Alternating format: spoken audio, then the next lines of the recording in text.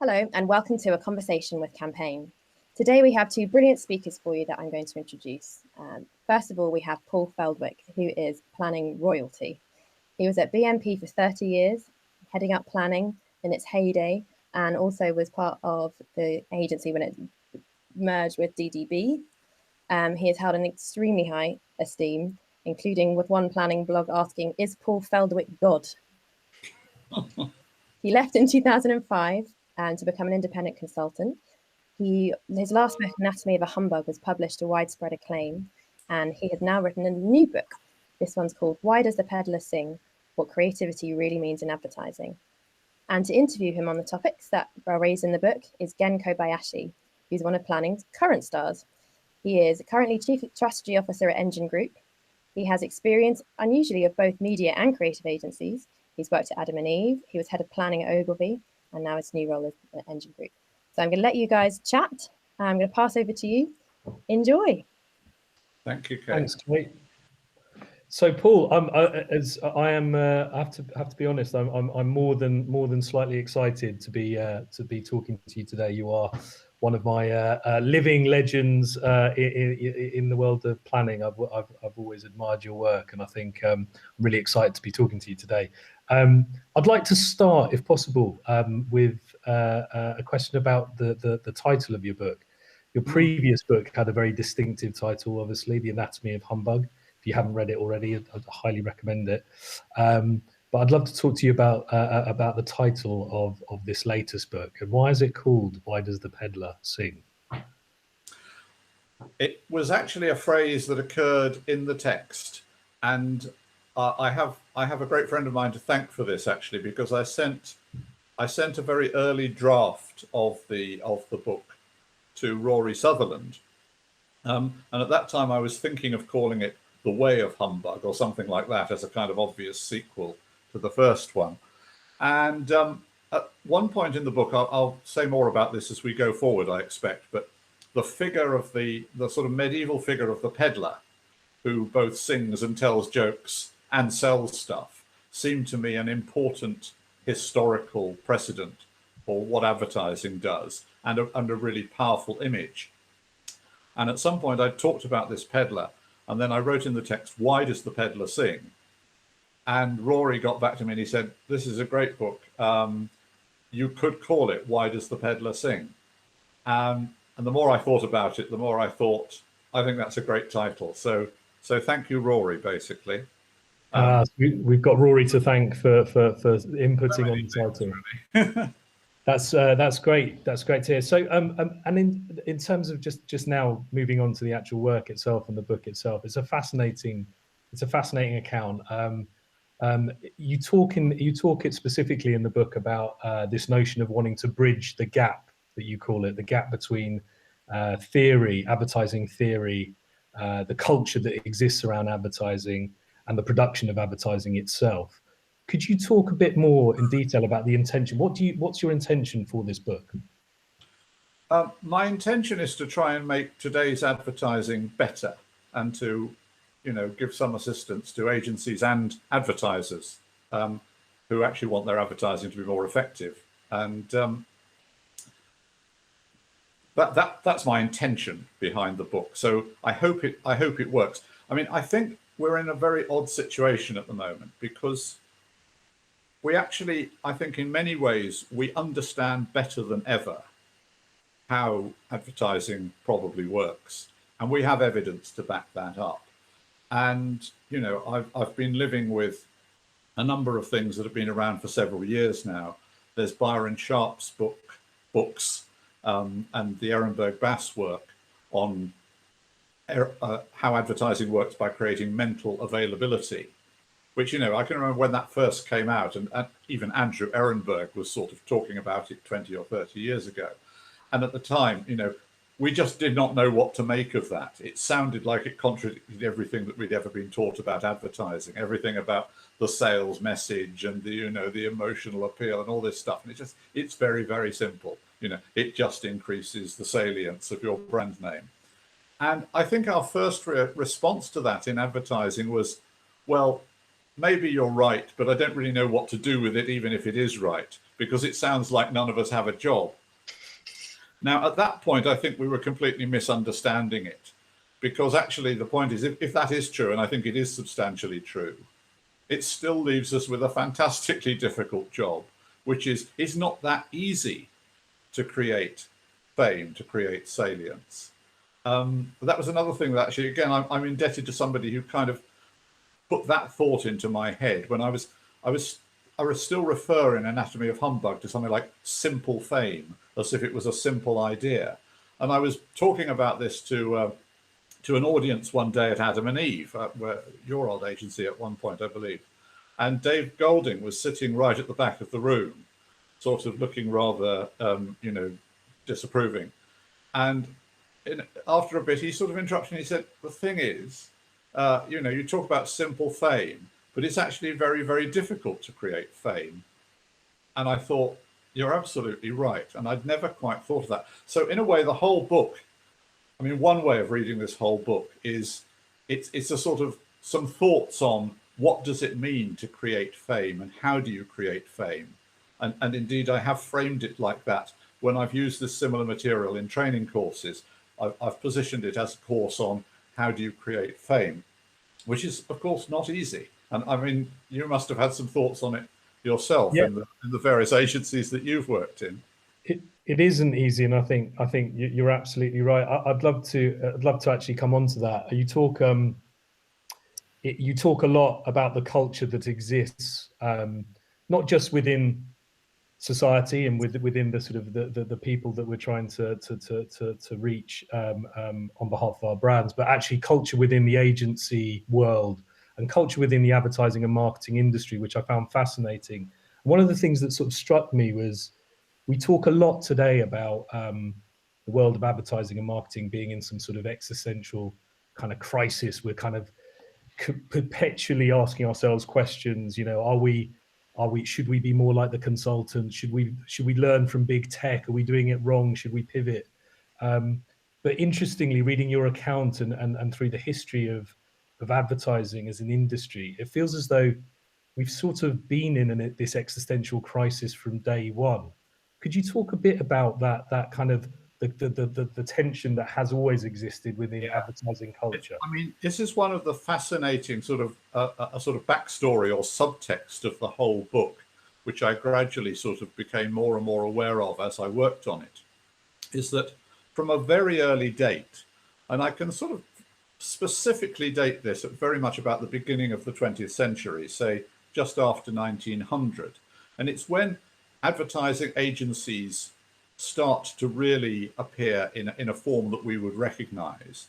And as it was called it was the age in which American business generally was trying to become respectable, and ad agencies desperately wanted to be respectable.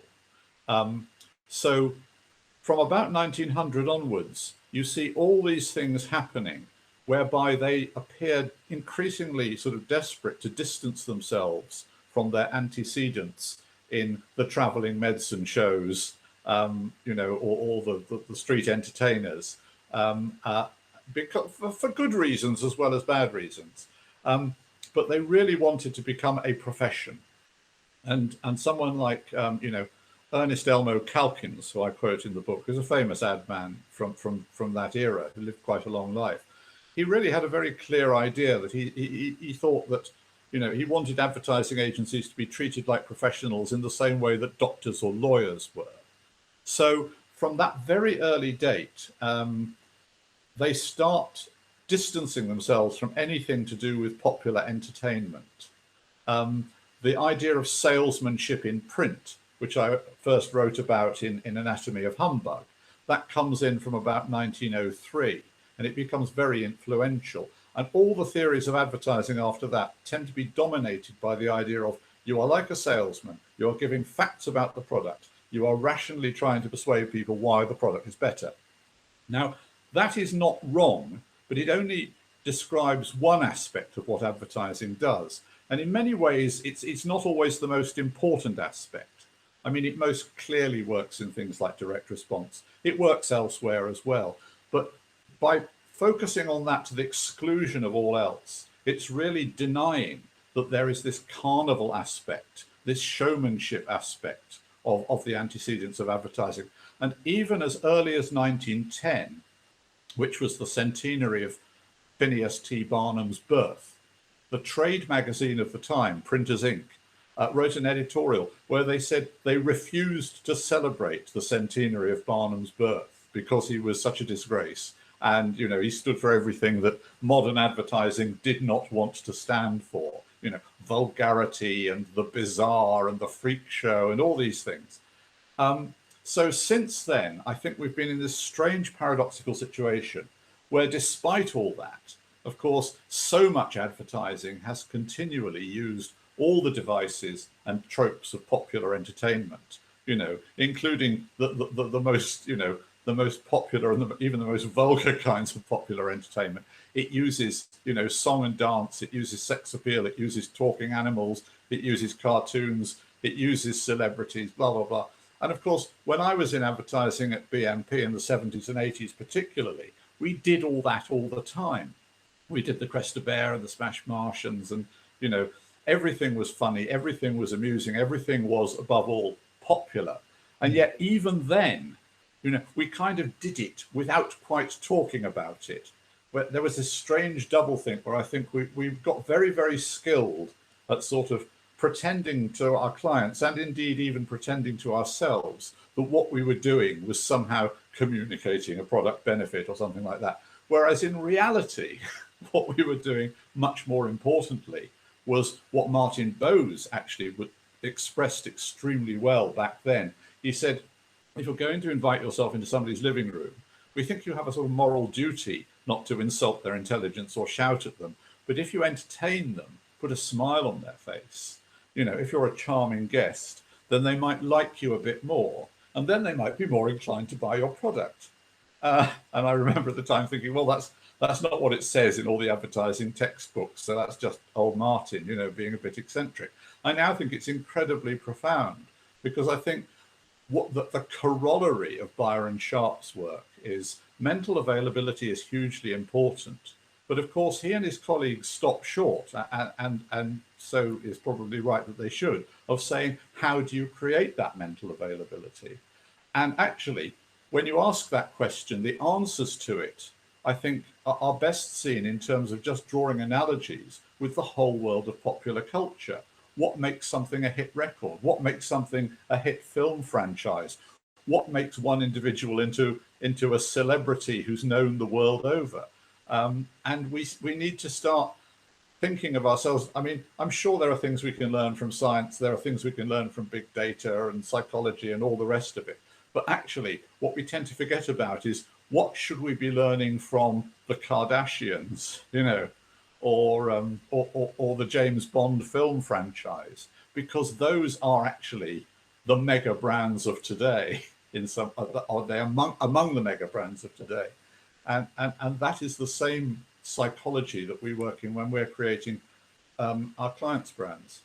And I'd love that, just touching on that. I mean, I'd like to talk a bit more about it, because the way you describe. I'm actually going to call it the C word, because I don't want to give too much away to the readers, but the C word being the word creativity. And I remember actually a talk you gave quite a long time ago, a TED talk. I believe it was called Sex, Jugs and Rock and Roll, which is great. Go and have a look at it online if you can find it. And you sort of build on that point of, what does creativity actually mean? And I think creativity in the world of marketing and advertising, it feels as though there is a slight, you certainly highlight a disconnect between your view of what creativity actually means versus the view of creativity, or the sort of strongly held view of what creativity is in our world. And you talk about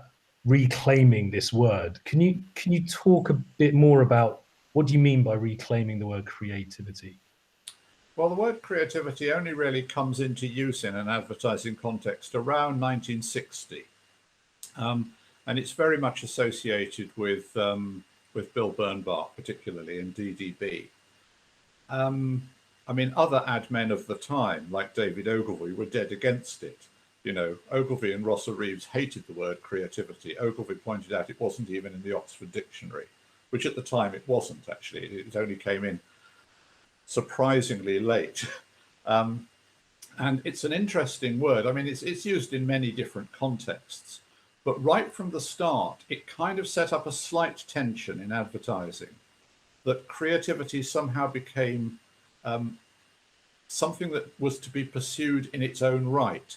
And it became increasingly detached over the decades from the important thing, which is actually creating work that is popular and that appeals to the public and that is comprehensible and enjoyable to the public. One of the mechanisms by which that happened was the development of creative awards. And again, it didn't happen immediately. I mean, back in the 70s and 80s, I can still remember when most of the stuff that won creative awards was still basically popular advertising. Now, not all popular advertising won creative awards. There were agencies like Allen Brady and Marsh who produced hugely popular and successful campaigns like The Wonder of Woolies and so on, which were never in a million years going to win creative awards, because that was just, and interestingly, Peter Marsh had a pure show business background. He started in TV and the theatre, and he worked his way into advertising from that. And he was a totally theatrical guy. He always wore white suits and drove around in a Rolls Royce. And, you know, he ran the whole thing like Friday night at the London Palladium. And of course, us at BMP and CDP, who were trying to do like creative advertising, man, we looked firmly down our noses at an agency like Allen Brady and Marsh. But looking back on them now, I think they knew something that we were already sort of in slight danger of forgetting, that this, at the end of the day, this is about being popular.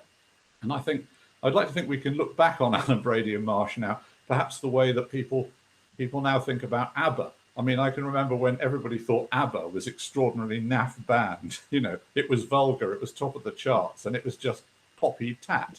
And now, of course, everybody says, oh, ABBA, yes, genius, classic, which of course they are. So these judgments about what is cool and what is not cool, about what is like higher art or lower art, they're quite illusory, and they're certainly very illusory from the point of view of what advertising should be trying to do. Because, you know, advertising, I mean, yes, if you can do something that is classy and it's popular, then that's wonderful. You've kind of ticked both boxes. But if you're going to have to choose one or the other, choose something that's popular. You know, I mean, everybody talks about Fleabag and how wonderful it is, and they're quite right. But, you know, the audiences for Fleabag are tiny compared with the audiences for Mrs. Brown's Boys, which is a program that, you know, the people who like Fleabag probably wouldn't touch with a barge pole. So if you're working in advertising, you have to remember your audiences could be anybody. And on the whole, the bigger the audience that you appeal to, the better. Of course, there are exceptions, but, you know, on the whole, the more popular you are, the better it is. So the whole thing about trying to appear cool and trying to, you know, please your friends in Hampstead or Greenwich Village or whatever, this is a distraction. And as I say, but for a long time, we kind of lived with that and it wasn't a massive problem. But then over time, the Creative Awards became more and more driven by what the juries are going to award because they find it somehow new or edgy or pushing the boundaries, and all this sort of strange language crept in of what good creativity was about, that it had to be edgy, it had to be pushing boundaries, it had to be shocking, it had to be destructive and disruptive, and, you know, a lot of violent, aggressive imagery comes into this, which I also examine in the book. And even by about the 90s or the year 2000, you begin to see that the stuff that's winning awards, I mean, some of it is very clever, but there's a lot of it has a sort of slight nastiness about it, to my mind. Something like Volkswagen Lupo commercial from 2003, which is a sort of a weird bit of horror filmmaking. Now, I mean, it's brilliantly done. And of course, everybody in the industry went, oh, wow, this is great, this is fantastic. And it won lots of awards. Whether it actually sold any Lupos to the sort of people who might wanted to buy Lupos, which were basically, you know, old age pensioners, I very much doubt. But we were beginning to see then that the awards were becoming more and more detached from popular appeal. And today, I think they very substantially are. Now, I would like to see them get back into being popular. I don't think that's entirely impossible, but I think it's got quite a long way to go. I like to think that perhaps there's enough straws in the wind that the tide might be beginning to turn. I'm not suggesting we should not have creative awards. I think they can serve a purpose. They encourage, they encourage craft, they encourage imagination, they encourage a lot of things that can be used to good purpose in advertising. But, they have gone wrong. I wanted to touch on one thing you just mentioned, Paul, around, because you talk about it in your book, specifically around the culture that exists, as you said, within the industry, and you use language there around sort of quite destructive in nature. We have a fascination with war rooms, or whether it's in the trenches or blowing shit up, or whatever that may be. You point to a kind of they're all quite male characteristics, if you like, or there's a lot of male language in that, male sort of language. Would you say that the sort of, I suppose, the male-dominated nature of our industry has had that long-term impact on our work, the culture that exists around the work that comes out of agencies? Would you say there is a link between that? And what would you say the opportunity for change lies in from agencies and clients and marketing teams being more inclusive and addressing that gender imbalance within the industry? These are very complicated and subtle issues. But I think there is absolutely a connection between the fact that I think on the latest figures, still only around 10% of creative directors are female, certainly in the UK, and the particular sort of language, which I illustrate quite a lot in the book, the language of the sort of machismo, which seems to permeate talking about creativity, and the culture that permeates creative departments, which is about, God, it's tough, God, you've got to work hard, God, it's about endurance, and if you can't take the heat, get out of the kitchen, and all this stuff. That dates back quite a long way. I mean, I've just reread, this is 50 years old now, but Jerry Della Femina's book, from those wonderful folks who brought you Pearl Harbor. And out of curiosity, I just reread it. And I didn't really enjoy it very much, because it seemed to me there was a weird mixture throughout that book. Him saying, on the one hand, everyone who works in advertising creative departments are like wild and crazy guys. I mean, they are literally like lunatics, and they have long hair, and they smoke weed, and they throw stuff out of windows, And then at the same time, the book is sort of continually saying, and God, it's tough working in advertising because everybody is such a bastard and they treat you so badly, and you get ground down, and the clients don't like you, and nobody likes you, and you all go mad and get ulcers. And I mean, there's this strange sort of mixture of machismo and misery memoir. And I think books like that have actually had a huge influence. And they didn't come out of nowhere. I mean, there are reasons why, there have always been some aspects of truth in all that in advertising, as you and I probably know. But I mean, it becomes a sort of self-parody after a while.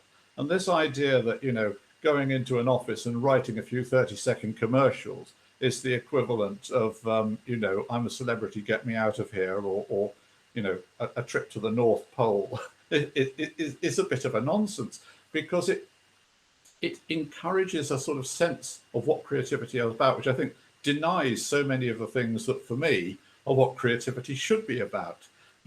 It's about sort of imagination, it's about trust, it's about having fun, it's about, going out to lunch. I mean, so many of the great ideas of the past came out of, conversations in the pub or something like that. It's that kind of relaxation that makes certain types of creativity possible, and that is not celebrated. It's only the sort of aggression and machismo. But coming back to the gender point, I think it's very easy to kind of say, well, therefore, if you get the gender balance right, everything else will get it right. I don't think the gender imbalance is actually the cause. I think it's more of a symptom, and I think this is very often true. gender imbalances in business situations or in cultures are actually a product of the way that the work has been defined. So if you say, this work is really tough, that is a kind of coded message, given all that we've inherited from, centuries of patriarchy. That is all a coded message that says, this is a job for men, not women. So actually, I think the way it needs to be tackled is not so much saying, oh, well, let's get in some more female creative directors and tick that box and then it'll all be right, although that might well help. It's more a point of saying, let's try and redefine what we think creativity is about and what the culture of a creative organization should be about. And then I think you might find that almost automatically it becomes a place where, women are valued, women are welcomed, and above all, women actually might want to work in. I mean, one of the reasons that you don't get so many women in creative departments is most women wouldn't want to work there. And indeed, a lot of men wouldn't want to work there either. It's only a particular kind of personality that is prepared to go for that. So I think it's kind of that way about. Yeah.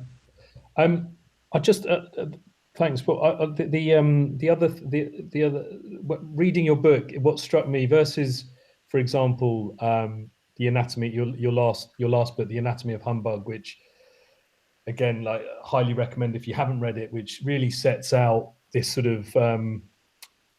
It was a real when it first came out a few years ago. I remember reading it, thinking it was just this refreshing, quite nuanced, balanced view of the industry. We'd heard so many very, very strong, very loud voices, dogmatic voices, and orthodoxy within the industry around advertising theory. And you came out with a very nuanced and balanced point of view on the industry, which helped open my eyes certainly to lots of different theories and models of advertising. This book does feel slightly different. It feels quite personal. You uncover quite a lot of personal. You talk at great lengths about the work that you produced at BMP, very specifically around campaigns such as the famous Barclaycard campaign with Rowan Atkinson, Honey Monster. These are all very personal stories about your journey through the industry and some of the work you've created. Am I right in thinking there is a sort of a person? This is quite a personal mission of yours. This book, and can you talk a bit about how your personality and I suppose your own personal experience has shaped this book and the intention of this book? I think that's a perceptive comment. I think it is, in that sense, it is a more personal book.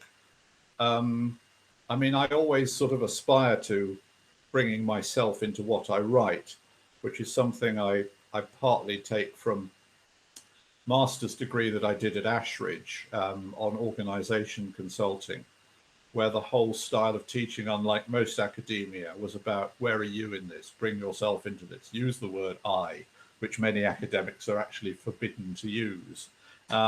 So because I think starting from yourself is really important, and to leave yourself out of something that you're writing, especially something that you care about, is a kind of an odd thing to do, although we're very used to doing it. So yes, I have brought myself more into this book, and I've allowed it to be more of an opinionated book as well. I think, I am banging on about a particular argument that I suppose does matter to me, does make me frustrated, and in a way has made me frustrated more or less throughout my advertising career. Advertising for me has been a continual source of fascination, but also of frustration. Back in the day, back in the 70s, the frustration of saying, well, we've got this ad and it just basically shows a singing polar bear, and we sort of somehow instinctively feel this is right and it's brilliant and it's going to work. But being unable to convince clients or researchers or even other people in the agency that it's right because it's not doing the things that advertising is supposed to do. So there's always been that frustration here. And I wanted to allow that frustration out, hopefully without the whole book turning into just some sort of a rant. I mean, I know there's always a danger that, hey, old sort of retired ad man in his 60s having a grumble about how crap it all is nowadays and how much better it was when I was doing it 50 years ago. I don't want it to come across like that. If it does, I have not done such a good job as I wanted to. But on the other hand, I did have to bring my own sort of passion into this, and try and explain, what I think's gone wrong, rather than just say it's all crap nowadays. To actually say things haven't that what's gone wrong, if it has gone wrong, it hasn't come out of nowhere. These are actually logical progressions of trends that have been happening since the 60s or even since the 1900s. I mean, the roots of these cultural issues go back a hell of a long way. They go back to the sort of Bernbach creative revolution, the whole episode which Thomas Frank wrote brilliantly about in his book, The Conquest of Cool. I don't know if you know that one, but, that advertising that had previously, it found another way of not being vulgar and tacky, which was it could be cool, and it could do ads like Think Small, which were going to be cool ads. And that was great. It was another style of advertising. It's another string to its bow. It's another thing that it could do and do really well. But, it was not the same as creating the Jolly Green Giant. The advertising industry celebrates Bill Bernbach to idolatry. And of course, he deserves to be celebrated. They do not celebrate Leo Burnett, although, in terms of popular campaigns and lasting brands that have actually generated fortunes for their owners, Leo Burnett did 50 times as much as Bill Bernbach. As I'm talking, I suppose you can recognize that I do kind of feel strongly about this, which is not to say I'm always 100% right. I'm being perhaps a little bit provocative. I thought my first book was a bit provocative, but not many people pushed back on it. I got one pushback from Andrew Cracknell, I think, who sort of took issue with my reading of the whole Bernbach creative revolution and my saying it wasn't nearly as important as everybody said it was. But nobody much pushed back. Maybe more people will push back on this one. But at the end of the day, I come back to saying, well, perhaps what I'm saying is provocative, perhaps what I'm saying is contrarian. But then I think, well, why is it provocative or contrarian to suggest that good advertising is basically something popular, something that people like, and something that makes brands famous? Because that's all I'm really saying. And if those propositions are seen as in any way contrarian or provocative, then the advertising industry really has got something seriously wrong.